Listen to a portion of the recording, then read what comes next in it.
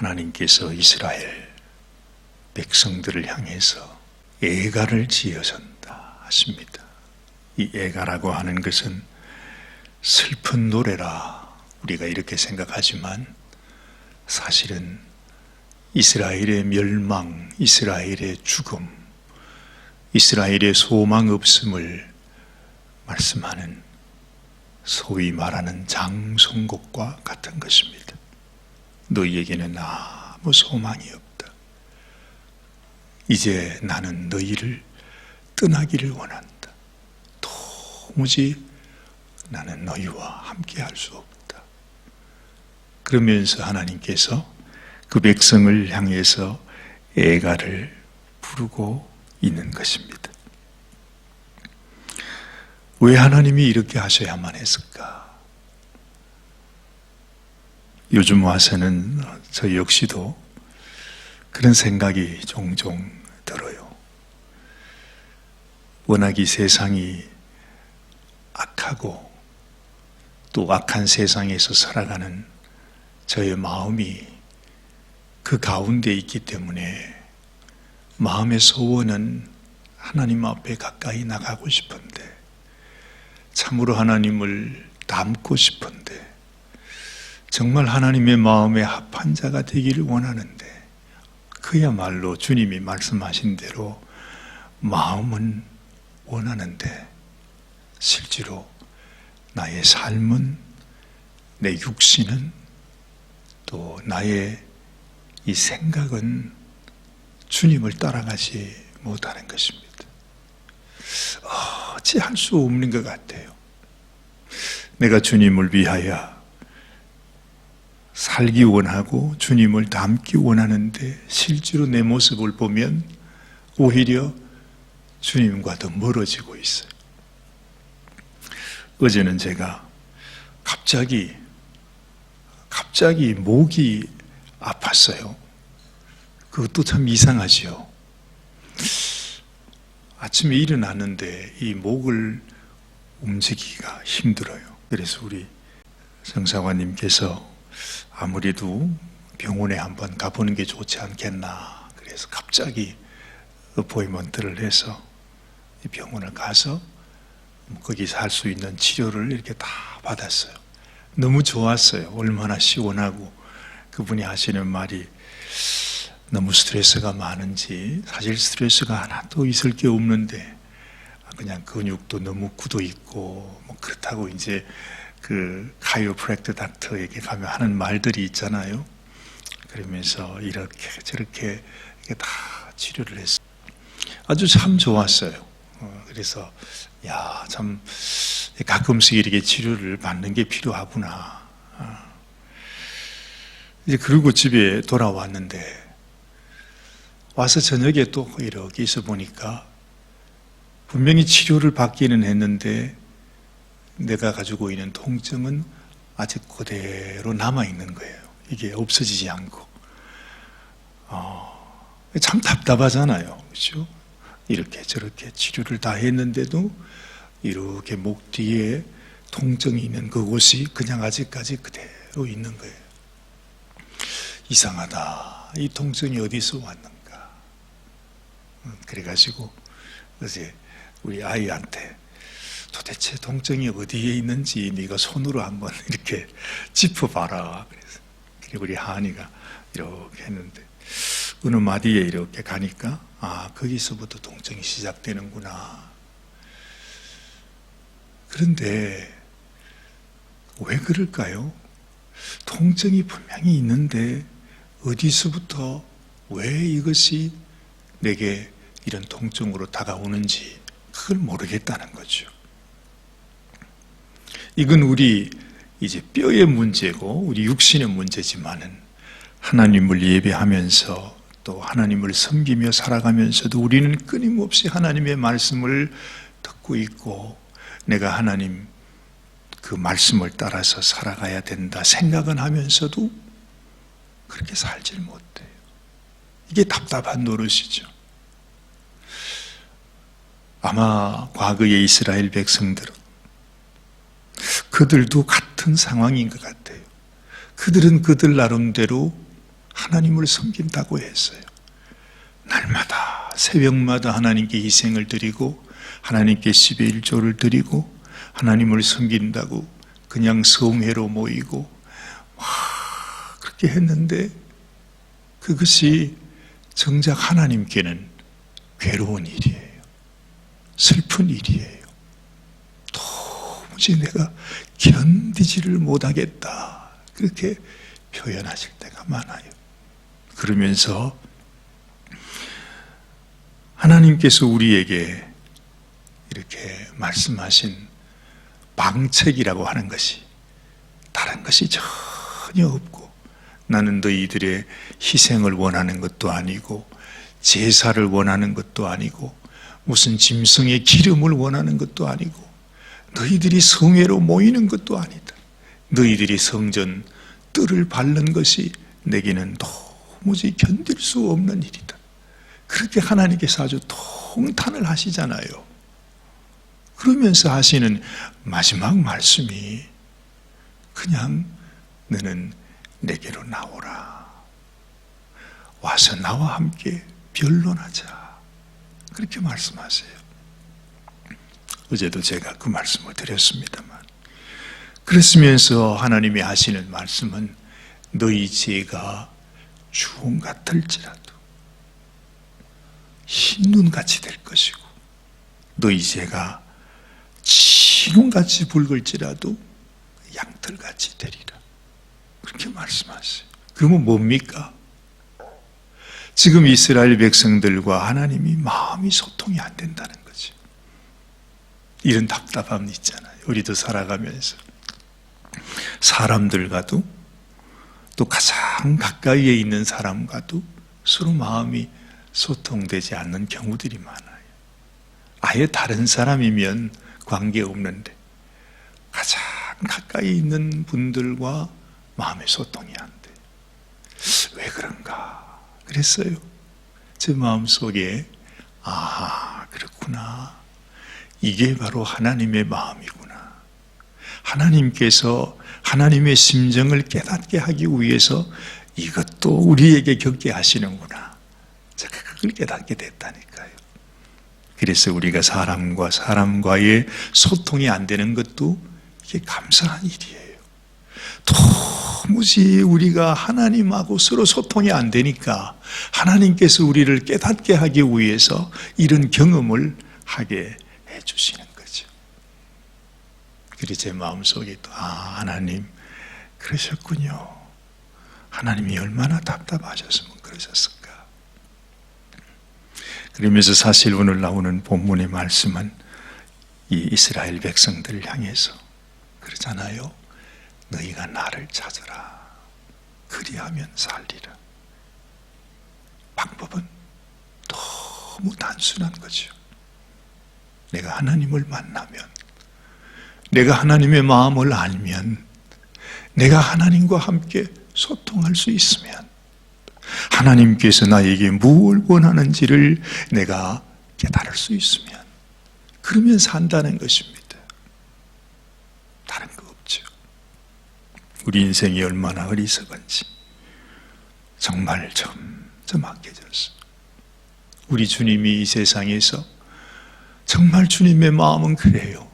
이 세상에 버림받고 소외되고 연약하고 가난하고 궁핍한 자들을 향한 하나님의 애틋한 마음, 그 마음이 있잖아요. 너무나 당연한 하나님의 마음인데 우리 인생들은 전혀 그걸 모른다니까요. 그렇잖아요. 그래서 가장 인색한 곳이 오히려 교회라 그런 말을 합니다. 가난한 자들을 향해서 어느 교회가 관심이 있습니까? 그냥 자기들의 모습을 나타내려고 할 뿐이지. 지금 이 시대에 우리의 모든 하나님을 믿는다고 하는 사람들의 그 믿음이라고 하는 것이 과연 하나님의 마음을 얼마나 족하게 해드릴까.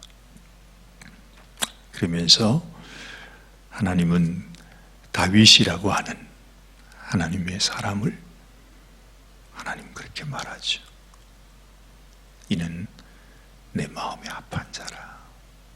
내가 저를 통해 내가 하기를 원하는 모든 일을 다 이루리라.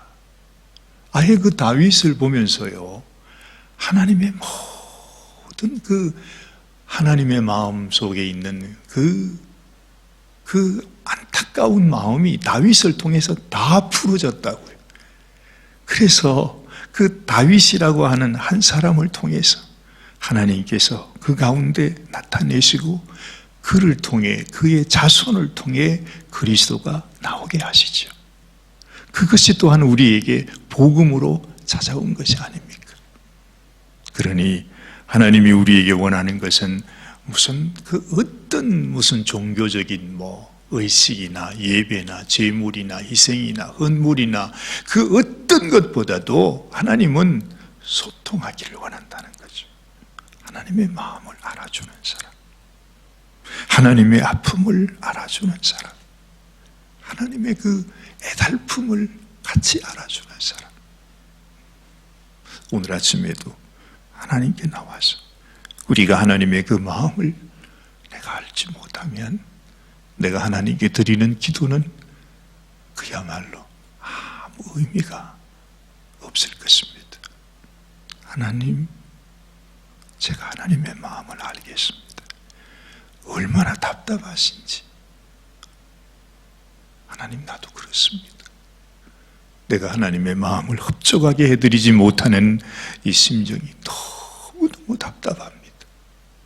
그래서 우리가 구해야 하는 것은 하나님의 은혜입니다. 나는 너희에게 제사를 바라는 것이 아니라 인애를 원한다. 내가 너희에게 원하는 것은 너희의 번제물이 아니라 너희가 하나님을 아는 것을 원한다. 내 마음을 알아주라. 그 말씀을 하는 거죠. 오늘 7절 말씀에 보면 이런 말씀을 하세요. 공법을 인진으로 변하며 정의를 땅에 던지는 자들아. 이런 말을 하십니다. 공법이라고 하면 바로 하나님의 마음을 말씀하는 것입니다. 그것을 인진으로 변하게 했다 그래요. 인진이라고 하는 것은 사람을 병들게 하고 죽게 하는 독초를 의미합니다. 우리 인생이 그렇다는 것입니다. 우리의 예배와 우리의 종교의식과 내가 하나님을 섬긴다고 하는 것이 오히려 공법이 아니라 독초가 되었다는 것입니다. 정의를 땅에 던져버렸다 하는 것입니다. 11절 말씀을 보세요. 너희가 가난한 자를 밟고 저에게서 미리 부당한 세를 취하였은즉 너희가 비록 다듬은 돌로 집을 건축했을지라도 거기 거하지 못할 것이고 아름다운 포도원을 심었으나 그 포도주를 마시지 못하리라. 그래요. 하나님의 마음입니다. 가난한 자들을 향한, 궁핍한 자들을 향한 하나님의 마음을 모르고 아무리 좋은 집을 지은들, 아무리 많은 포도원을 가지고 있은들 그것이 너희에게 무슨 의미가 되겠느냐는 거죠. 12절 말씀을 보면 너희의 허물이 많고 죄악이 중함을 내가 아노라. 너희는 의인을 학대하며 뇌물을 받고 성문에서 궁핍한 자를 억울하게 하는 자로다 말합니다. 자기 자신을 위해서, 자기 자신의 이익을 위해서, 내가 기뻐하기 위해서, 내가 하나님을 섬긴다는 이유로 오히려 자기 자신을 높이고 자신만을 생각하고 자신의 주장만을 나타내고 하나님의 마음을 멀리하는 인생. 이런 악한 때에 하나님은 우리들에게 명령합니다. 14절 말씀 보면 너희는 살기 위해서 살려고 한다면, 정말 하나님 앞에 나오기를 원한다면 선을 구하고 악을 구하지 말지어다 하지요. 만군의 하나님 여호와께서 너희의 말과 같이 너희와 함께 하시리라. 하나님의 선, 그건 하나님의 마음입니다. 하나님이 귀히 여기시는 것. 연약한 자, 고통받는 자, 가난한 자는 멀리 있는 사람이 아닙니다. 지금 내 옆에 나와 함께 사는 그 사람이 가난한 자일 수 있습니다. 궁핍한 자일 수 있습니다. 참으로 우리의 도움이 필요한 그 사람이 내가 늘 원수라고 생각하는 그 사람일 수도 있다는 것이죠. 하나님께서 오늘 아침에 참으로 우리의 마음을 만져주시고 내 마음에 하나님의 깊은 뜻을 깨달아서 하나님 어찌하면 좋지요? 내가 어떻게 하면 하나님을 기쁘게 해드릴 수 있지요? 여쭤보는 아침이 되기를 바랍니다. 그래서 주님은 그냥 내게 나오라 말하지 않고 나를 찾으라 그랬습니다. 도대체 하나님의 마음이 어디에 계신지 찾아보시는 이 아침이 되시기를 바랍니다. 기도하십시다. 하나님 아버지, 참으로 하나님의 마음에 가까이 나아가서 하나님이 우리들에게 원하시는 것이 무엇인지, 하나님이 우리에게 기뻐하실 일이 무엇인지를 우리가 깨닫기 원합니다. 하나님, 너무나 마음이 둔하고 미련해서 나와 함께 하시는 하나님의 마음도 깨닫지 못하고 언제나 하나님이 원하는 곳으로, 하나님의 마음이 계신 그곳으로 우리의 마음 가지 못하는 이 안타까운 심령을 불쌍히 여겨주옵소서. 하나님의 날, 심판의 날에 나는 은혜 안에 있는 자인지, 아니면 하나님의 그 심판을 받아야 하는, 하나님의 장송곡을 들어야 하는 인생인지, 우리가 더 겸손히 하나님 앞에 내 마음을 찢고 하나님 앞에 나아가는 저희들이 되게 하여 주옵소서. 하나님, 오늘도 주님을 깊이 묵상하며 주님의 마음을 내 마음 속에 받으며 주님의 음성을 따라 우리 주님과 함께 살아가는 당신의 종이 되기를 원합니다. 하나님께서 우리를 불쌍히 여겨 주옵소서. 우리 주님 예수님의 귀하신 이름으로 감사하며 간절히 기도드리옵나이다. 아멘, 아멘.